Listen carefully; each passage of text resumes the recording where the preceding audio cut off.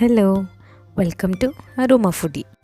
ఈరోజు మన రెసిపీ వచ్చేసి the best starter chilli paneer. Generally chilli paneer అనగానే పన్నీర్ని డీప్ ఫ్రై చేస్తుంటారు, కానీ ఈ రెసిపీలో పన్నీర్ని ఎటువంటి డీప్ ఫ్రై అనేది చేయము. కానీ పన్నీర్ టెక్స్చర్ వచ్చేసి చాలా క్రిస్పీగా ఉంటుంది. చాలా తక్కువ ఆయిల్ యూజ్ చేసి ఎంతో టేస్టీగా ఉండే చిల్లీ పన్నీర్ రెసిపీని స్టార్ట్ చేసేద్దామా? ముందుగా ఒక బౌల్ తీసుకొని అందులో 200 గ్రామ్స్ వరకు పన్నీర్ క్యూబ్స్ వేసుకోవాలి. దాంట్లో పావు టీ స్పూన్ సాల్ట్, పావు teaspoon pepper powder, 1 teaspoon ginger garlic paste, 1 teaspoon soya sauce, 1 teaspoon chilli sauce.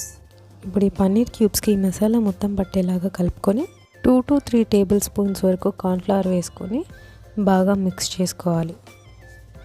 ఇలా మిక్స్ చేసుకున్న పన్నీర్ క్యూబ్స్ ఒకదానికి ఒకటి స్టిక్ అవ్వకుండా మసాలా మొత్తం పట్టేలాగా కలుపు.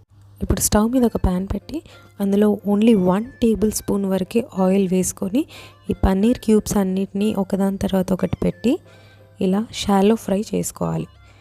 పన్నీర్ పీసెస్ ఒకవైపు కాలిన తర్వాత తిరగేసుకొని మరొక వైపు కాల్చుకోవాలి. ఇలా 4 వైపు ఫ్రై చేసుకున్న తర్వాత ప్యాన్ని ఇలా కదుపుతూ ఉన్నప్పుడు క్రిస్పీగా సౌండ్స్ వస్తూ ఉంటాయి.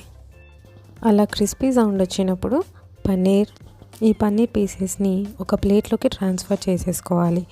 ఇప్పుడు మళ్ళీ అదే ప్యాన్లోకి 1 టేబుల్ స్పూన్ వరకు ఆయిల్ యాడ్ చేసుకొని ఆయిల్ హీట్ ఎక్కిన తర్వాత అందులోకి చిన్నగా కట్ చేసుకున్న గార్లిక్ అంటే వెల్లుల్లి ముక్కలు వేసి లైట్గా టాస్ చేసుకొని అందులోకి చిన్నగా కట్ చేసుకున్న పచ్చిమిరపకాయ ముక్కలు కూడా వేసుకొని వేయించుకోవాలి.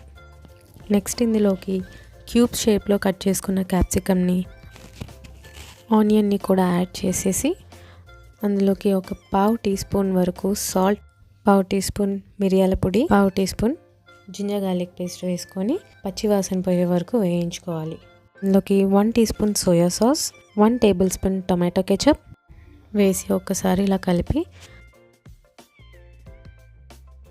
ఇప్పుడు 1 టేబుల్ స్పూన్ చిల్లీ సాస్ కూడా యాడ్ చేసుకొని ఇప్పుడు ఒక చిన్న బౌల్లోకి 1/2 టీ స్పూన్ కార్న్ఫ్లవర్ అండ్ కొద్దిగా వాటర్ యాడ్ చేసుకొని ప్యాన్లోకి వేసుకోవాలి.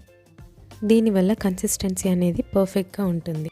ఇప్పుడు 1 టీ స్పూన్ వెనిగర్ కూడా యాడ్ చేసుకొని ఒకసారి అలా కలిపిన తర్వాత ముందుగా ఫ్రై చేసి పెట్టుకున్న పన్నీర్ పీసెస్ అన్నిటినీ ఇందులో వేసుకొని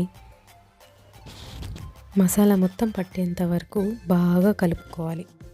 ఇలా బాగా టాస్ చేసిన తర్వాత ఈ చిల్లీ పన్నీర్ని హాట్గా ఇలానే సర్వ్ చేసుకుంటే పన్నీర్ బయట నుంచి కొద్దిగా క్రిస్పీగా అండ్ లోపల నుంచి సాఫ్ట్గా ఉంటుంది.